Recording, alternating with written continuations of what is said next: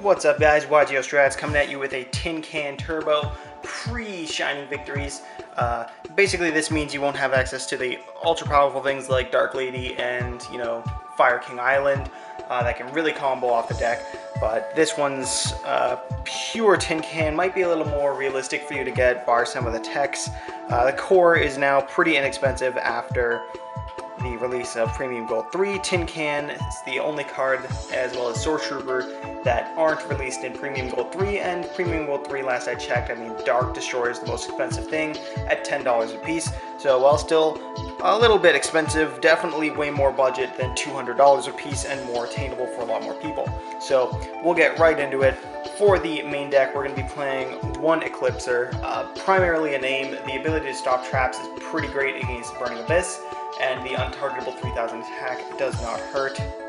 Also running triple of the Dankness Dank Destroyer, the Bank Destroyer, way too good for what it is. Untargetable 3000 to pop a card, you can pop itself, you can do crazy opening turns to pop itself, bring out Strawman back the Dark Destroyer end phase, bring out Tin Can after Dark Destroyer destroys itself again, and then use Tin Can's effect, set some Call the Haunted in your main phase 2, you're set, you're good to go. My build, I'm actually playing 2 Forerunner to float down into. I find this to be really helpful, and with the amount you pay life points, his 1000 life point gain is really good, at least for me in my build. I'm also playing 1 Dog Fighter. This is primarily a ship to float down into. This has saved me in the mirror match more than once, just that extra ship, so that when they go into slip, I go into this type thing. I find it helpful, but it is something that will be cut in terms of, Dark Lady. We're playing triple Sliprider, the oh-so-good monster. Pop a spell trap on summon, level 5 gives us Nova plays, too good to be true. We're also playing 2 Wickedwitch as well as 1 Goodwitch. This is mainly because Wickedwitch is a great thing to sit on in a mirror match, and just Goodwitch's effect can out the odd Infinity and other things like that. We're also playing 2 Farmgirl, the monster whose count I thought would stay at 3, but continually drops as we get more and more support. We all know Farmgirl, she's the original, the deck originally, and it's just become more and more consistent without her as time goes by. We're also playing 2 Soartroopers to bring back things from the grave. Ideal targets are another Soartrooper or Farmgirl, just for my 3 plays. And we're playing 1 Strawman for abuse with him, bringing back our banished ships, as well as triple Tin Can, the card that gets the deck going. In the end phase, you pay 500, you reveal 3 different Kozmo cards, different named Kozmo cards, obviously. Then your opponent rolls a die. 1 of them is added to your hand, the other 2 go to the graveyard. With Call the Haunted, this is crazy. It can more or less guarantee you a Dark Destroyer every turn, because if they add it to your hand, you can take out with the Tin Can, or if they don't, you can Call the Haunted, the Dark Destroyer, from the graveyard. Either is ideal, and this is essentially what the deck is about nowadays. Even in the future with the Shining Victory support, it will be about getting out Tin Can ultimately, because Tin Can is just consistency in a deck that can brick very much thanks to the number of ships you run. So enough about Tin Can. We're playing 2 Ghost Ogre. This is a hand trap, only use it once per turn, but it can disrupt, and instant fusion allows for some level 7 Synchro abuse since it's a tuner. It's also an E-Tele target, so we can make that work. We're running triple Kozmotown, this goes without saying.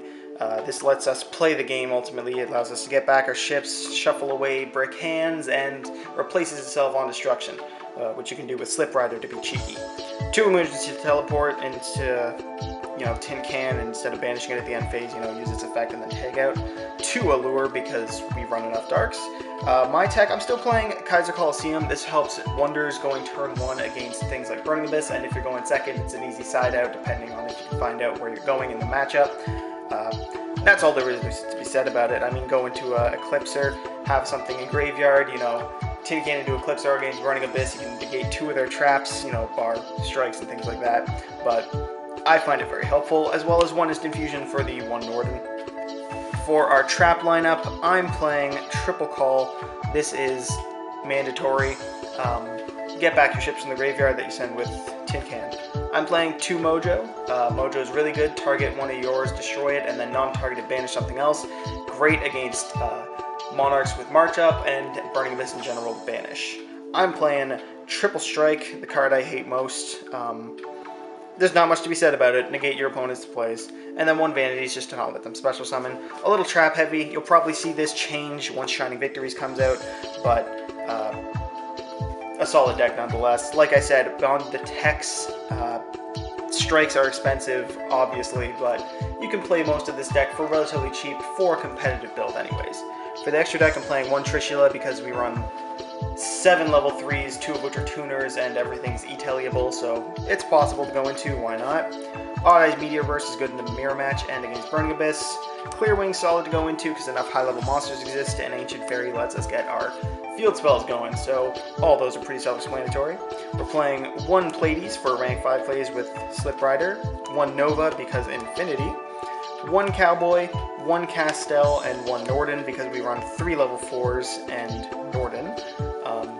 For the rank 3s, I've got 2 Great Swords, target one of your ships, pop it, summon another, and something of theirs. It's really great and will be more prominent once Fire King Island comes out. And then rounding it off, we have Leviair to bring back any of our banished lower level pilots, ideally something like Soartroopers. And then finally, I've got 1000 Eyes Restrict for the giggles, but mainly Norden with Instant Fusion. So that makes my Kozmo build. Thank you guys for watching.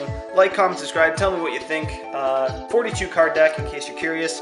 If you want to cut that down to 40, just take out the Kaisers. That's my opinion on it, but I like them. So thank you guys for watching. We'll see you next time on YGO Strats.